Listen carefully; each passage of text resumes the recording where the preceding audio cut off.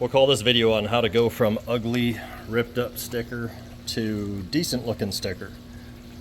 Acceptable looking sticker. Before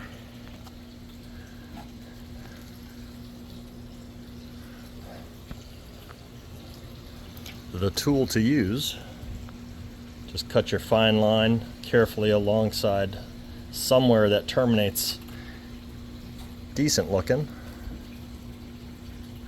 Make sure and cut your reliefs accurately where the transition points are on the sticker.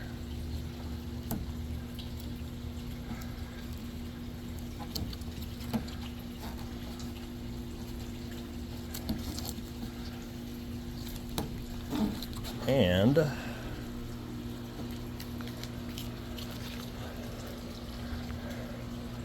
there's the initial result.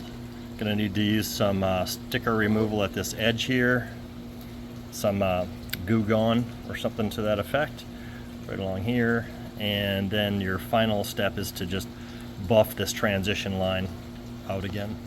So I happen to have this stuff here. Actually, I'm not going to use this hand glaze. I need to use a rubbing compound. So I'll use this one. You can use pretty much any rubbing compound. You can look up the specs on how much grit this is supposed to have. There you go, just spread it on with my finger. About 45 seconds of elbow grease with that rubbing compound, and your finished result.